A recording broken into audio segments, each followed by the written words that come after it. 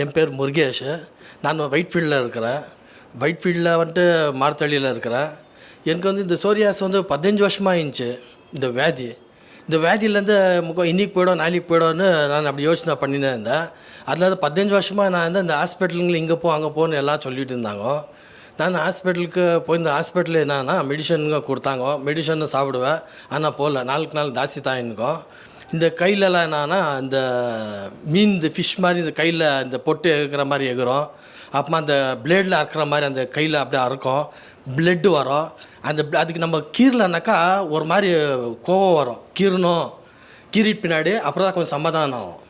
அது கீரலனாக்கா ஒரு மாதிரி கோவமாக இருக்கும். ஏன்னாக்கா நெம்ச்சில் அது தேய்க்கணும்னு தான் ஆகும்.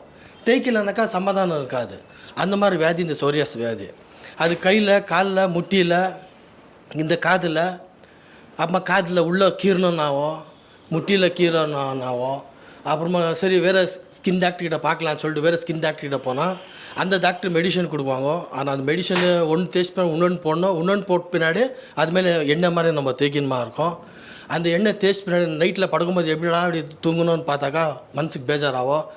பெட்ஷீட்டில் ஆகும், தலகாணியில், பாயிலெல்லாம் ஆகும். போனால் போதும் அந்த மெடிசன் நம்ம தேய்ச்சானா கூட அது காலையிலக்குள்ளே நான் பர்ன் ஆகிற மாதிரி ஆகும். முக்கால்வாசி அது நம்ம படுக்கையிலேயே பாதி அது ஒட்டிக்கும்.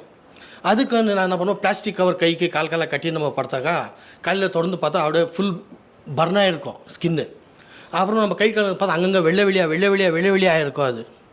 அது பார்க்க போனால் நம்மளுக்கு ரொம்ப மனசுக்கு பேதனம். ஏன்னா இந்த மாதிரி வேதி இதுதான் நம்ம லைஃபா, இதே தான் லைஃப் லாஸ்ட்டாக எண்டா, மனசுக்கு ரொம்ப வேதனையாக ஆகும். இந்த வேதனையில் என்ன பண்ணோன்னா எனக்கு மனசுக்கு ஆராதமே இருக்காது. எனக்கு என்ன சாப்பிட்ணும், நம்ம என்ன பாவம் பண்ணோம் ஒன்றுமே இருக்காது. இத்தனைக்கு எனக்கு ஸ்மோக்கிங் ஹேபிட் இல்லை, ட்ரிங்க் ஹேபிட்டே கிடையாது ஆச்சுங்களா. மட்டனே நான் சாப்பிட்றதில்ல, பியூர் வெஜ்ஜு. எனக்கு என்னத்துக்கு இந்த வியாதின்னு சொல்லிட்டு ரொம்ப நொந்து போயிருந்தேன். அப்போது எனக்கு டிவி சேனலில் இவங்களது ஒரு ஸ்பான்சர் வந்துச்சு டாக்டருங்களது.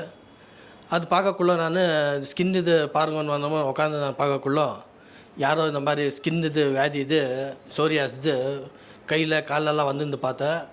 அவங்க இந்த மெடிசன் எடுக்கக்குள்ளே பார்த்தக்குள்ள எனக்கு ரொம்ப ஒரு மாதிரி ஆறுதலமாக இருந்துச்சு. இந்த ஹாஸ்பிட்டலுக்கு போனோம், எங்கே இருக்குது இந்த ஹாஸ்பிட்டல் பார்க்கக்குள்ள ராஜாஜி நகர் நாங்கள். அப்புறம் இந்த ஹாஸ்பிட்டலுக்கு நான் தேடி வரக்குள்ள ராஜாஜி நகரில் நம்ம மேடம் டாக்டரை பார்த்தேன். ரொம்ப சந்தோஷம் ஆச்சு. அந்த அம்மா பார்க்கக்குள்ள எனக்கு ஒரு மாதிரி சந்தோஷம் ஆச்சு. ஏன்னா அந்த அம்மா வந்து அவ்வளோ ஒரு களியாக ஒரு அருமையாக பேசினாங்க. அந்த அம்மாங்க கை பார்த்தாங்க, கையெல்லாம் தொட்டு பார்த்தாங்க, கை கூட தொட்டு பார்த்து கீறி கூட பார்த்தாங்க. சில டாக்டர்கள் நம்ம போனாக்கா தொட கூட மாட்டாங்க நம்மளை. ஆனால் இந்த அம்மா ரொம்ப அன்பாக பார்த்தாங்க, காலெல்லாம் பார்த்தாங்க, எப்படி ஆச்சு இதெல்லாம் சொன்னேன். 15 வருஷமாக எனக்கு இந்த வியாதியில் சரி நான் மெடிசன் கொடுக்குறப்பா இது போட்டுக்கோ, டெய்லி 2 டைம் குழி, காலையில் சாயங்காலம் வந்தாங்க.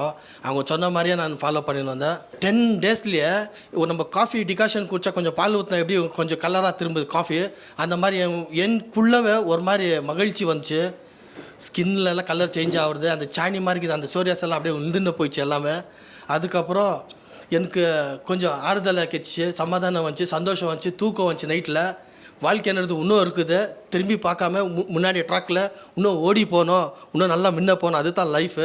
இவ்வளோ நாள் நம்ம எப்படி ஒரு ட்ராக்கில் ஓடுதுன்னு நம்ம பார்த்துருந்தோம். அந்த மாதிரில ரொம்ப சந்தோஷமாக வந்து இந்த 15 வருஷமாக வியாதியிலேருந்து மூளைக்கு நாய் அழிஞ்ச மாதிரி அழிஞ்சு பார்த்தேன். எங்கேயும் மேலே ஆவே இல்லை. இந்த RJR ஹாஸ்பிட்டலுக்கு வந்து டாக்டர் நாகலட்சுமி அந்த அம்மா அங்கே கொடுத்த மெடிசனு 10 நாளில் ரொம்ப சேஞ்சஸ் வந்துச்சுங்க. நான் ரொம்ப சந்தோஷமாக இருக்கிறேன். RJR ஹாஸ்பிட்டலுக்கு ரொம்ப நன்றி சொல்கிறேன்.